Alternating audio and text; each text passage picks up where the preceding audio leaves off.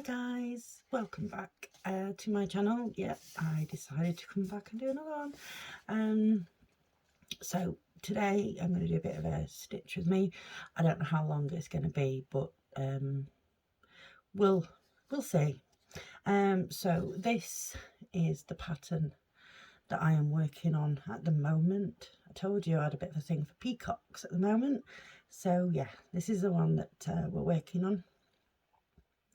And right now I am just sort of filling in here in this corner, and the colour thread that I'm working with at the moment is 3835. So let's crack on. Okay, so as you can see, I work in a hoop.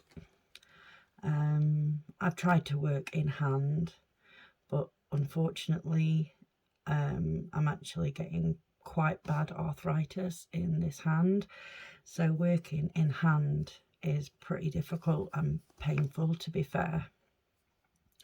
So yeah, I just use a hoop. I don't use a Q-snap because I find them quite cumbersome.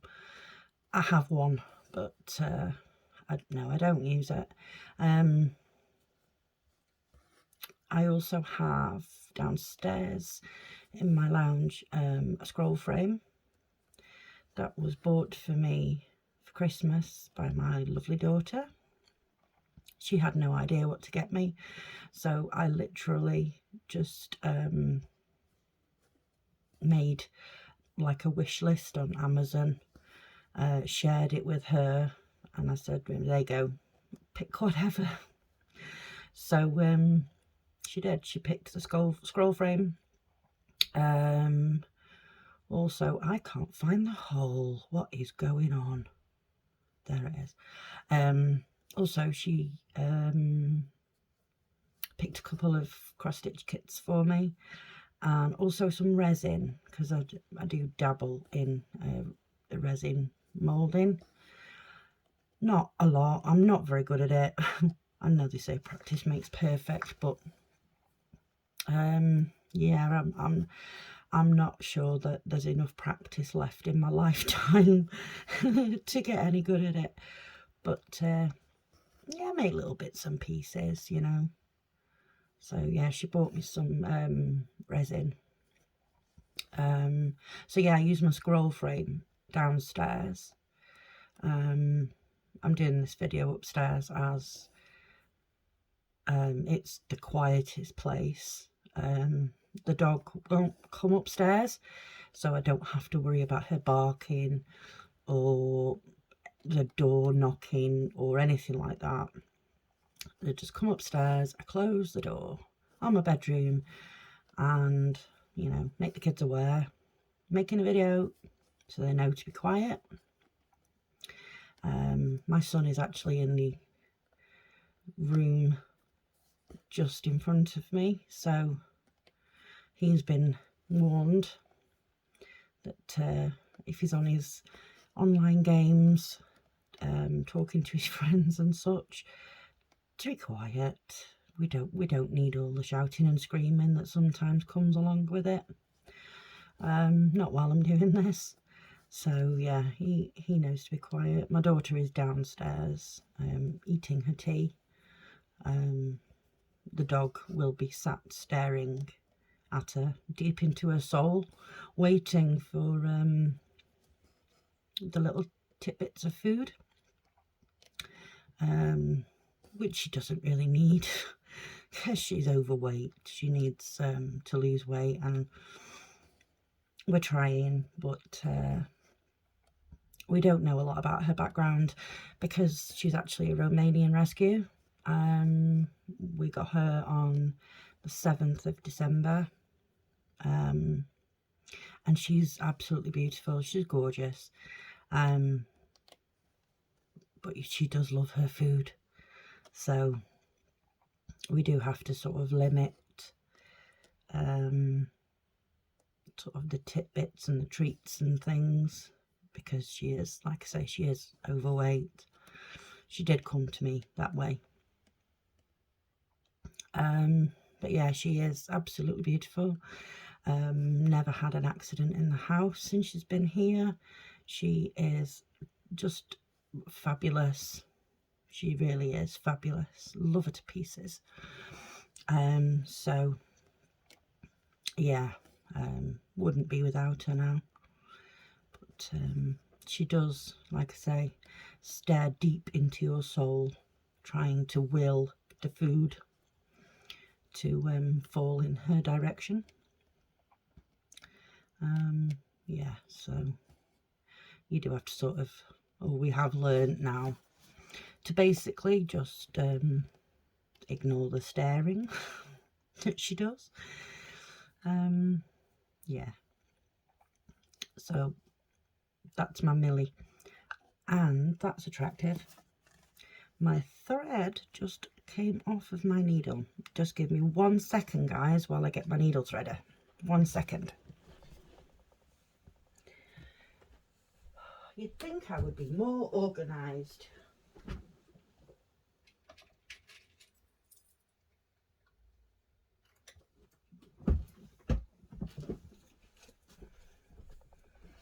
Okay, I am back. So let's rethread the needle, shall we?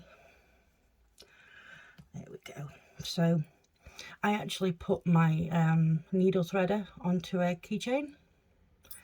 So basically it would become magnetic, so that I could attach it to a needle minder if I wanted to. But as I'm doing this in a hoop, I generally only use my needle minder for my pre-threaded needles. I always take out a full strand or a full length of thread with the 6 strands, and I separate in 2 because it's 11 count, so we stitch in 3 strands. And I basically just stitch through it. Sometimes I will get bored and swap colours, but I try to last as long as I possibly can with threads so that I can get through as much of it as possible. So yeah, and that's also how I deal with confetti stitches. I will basically pick a colour and just take the full length, split it in 2, thread my needles, and just work until all of that thread has gone. Yeah, so that's how I deal with it. And then, just because you don't want it to get boring, I'll then pick another colour and I will do the same with that, stitch through it. I don't mind about travelling, as you can see the back of my stitching. Like I say, I've been doing this for years. I am not at all concerned with what the back looks like, as you're not framing it or making it to look at the back. You're doing it to look at the front and to see the picture. So I'm not concerned with what the back looks like at all. I'm not. It doesn't bother me in the slightest. I do know there's people out there that stitch, and they, you know, it's a big thing to them to have the back as neat as possible, but I really don't care about mine. Really don't. If I need to travel to a stitch, I will do that, because basically I will weigh up whether I'm going to use more thread by travelling to the next stitch, or whether I will use more thread to finish off and restart in a new place. So yeah, if it's going to be about the same, then I'm not going to finish off and restart in a different spot, because then it just weakens the integrity of your stitches, because obviously you are stopping and starting. So I will travel, as you know, there's less chance of anything coming undone that way. I don't also like doing like single stitches, you know, making them and then fastening off, and there's nothing around it to sort of anchor it to, if you know what I mean. So in that instance, I would wait until I have completed a few around the area, and then I would do the single stitch that's sitting there, and then I have the stitches underneath that I can anchor that stitch to. If that makes sense. Yeah, like I say, I'm not taught by anybody. I completely taught myself. I have probably learnt some very bad habits, but to be fair, it's cross stitch. There aren't really any rules, apart from, you know, to try and make sure, or to definitely make sure, that your stitches all face the same way. Like the first leg of my stitch goes from left to right, and then the second leg of my stitch will go from right to left. So I always have to have my second leg of the stitch going the same way for every single stitch. That's pretty much the one rule to follow. Yeah, and I kind of learnt that, I think it was through like a magazine. I'd read it, because like I say, back when I started, there was no internet, no YouTube or anything like that. It was literally just from like magazines and books and kits themselves that you learn things. So yeah, I think I must have read it in a magazine that I had to have them all facing the same way. So I'd looked back on my other ones and gone, ah, so that's why they don't look 100% right then, because I was just doing them willy-nilly wherever. So yeah, that's pretty much the one rule. Oh, now we've got it tangled. One sec. Not tangled, but it's twisted. So let's just untwist this so we can continue on. There we go. Yeah, so like I say, there are no hard and fast rules. So it's, you know, you stitch the way you feel comfortable stitching. You know, I mean, you don't have to go out and buy fancy frames, you know, like I have the scroll frame. You don't need all of those like fancy frames to work with, and you know, you don't have to buy expensive hoops. And you know, I mean, I think I got this hoop here that I'm using. I think this came in a set from Amazon, and it was a set of, I think, like 5 different sizes. So yeah, you know, it doesn't have to be expensive.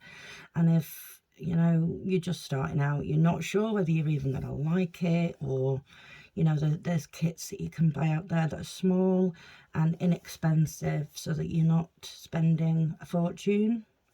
Because, you know, There's a few websites that I buy from, and the majority of the ones that I buy from, the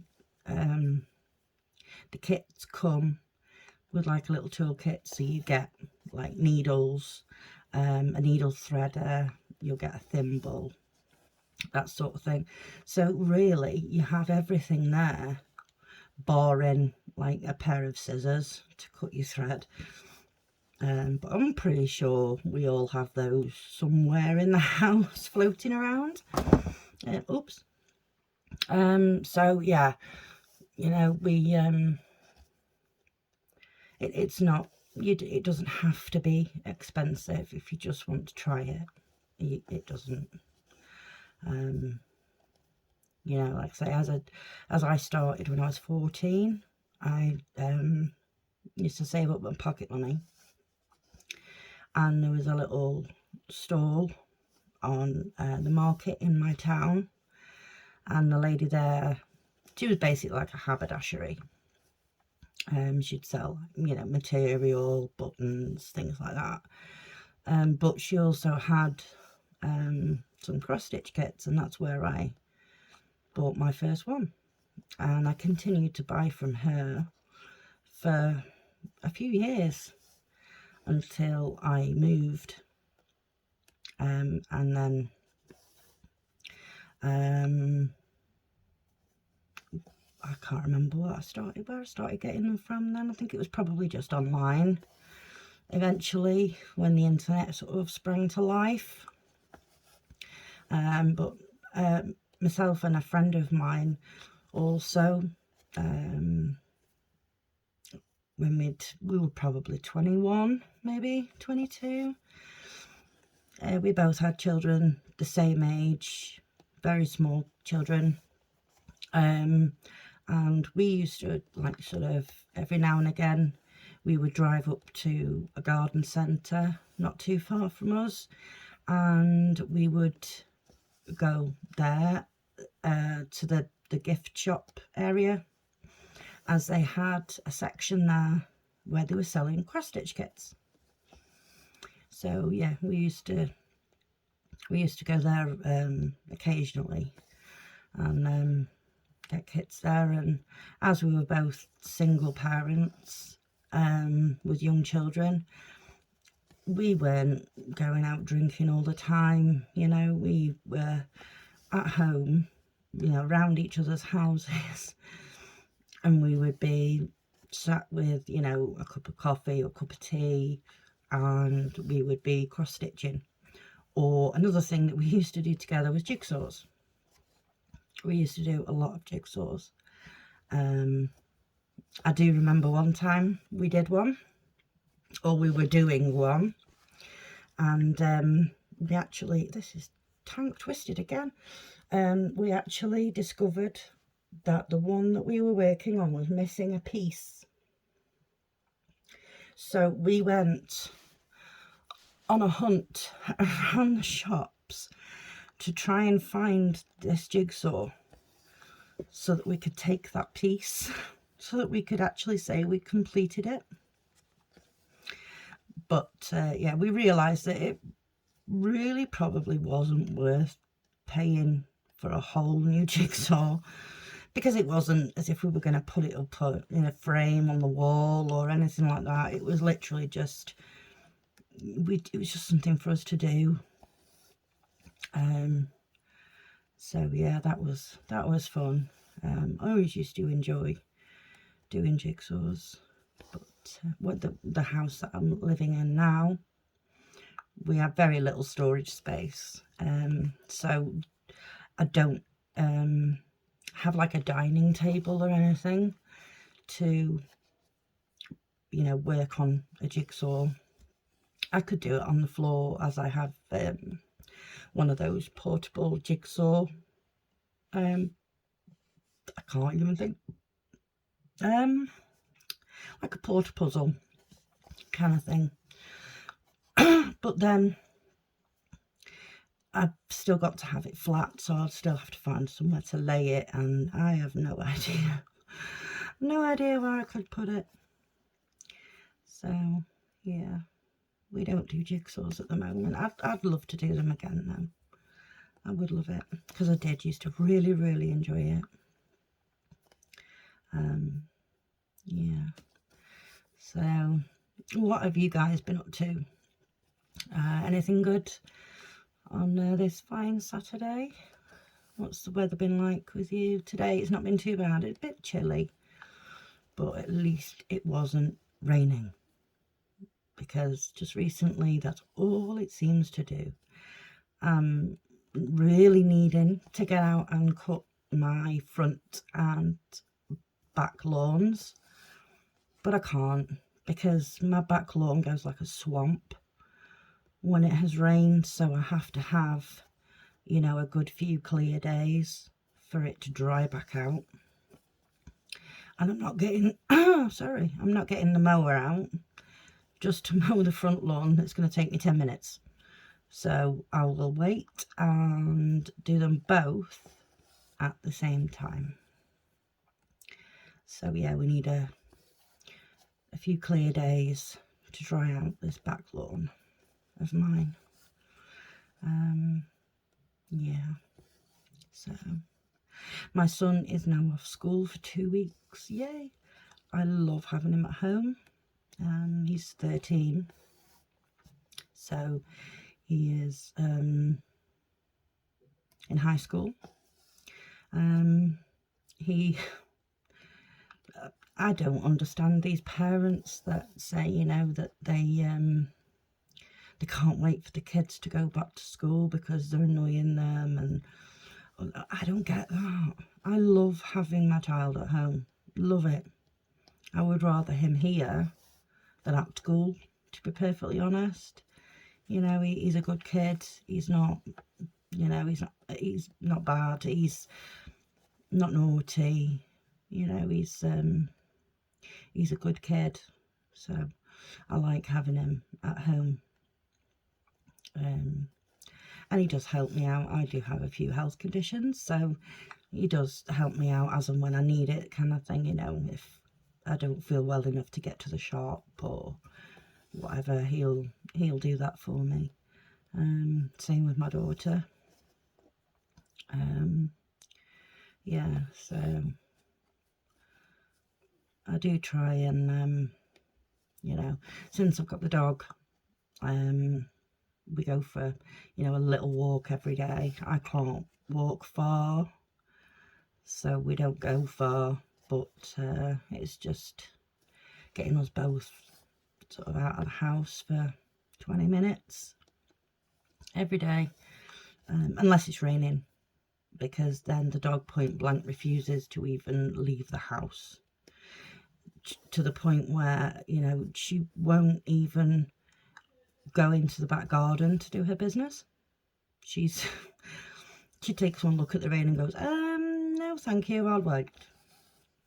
You know, she would rather cross her legs and wait than go out in the rain. She's funny. So yeah,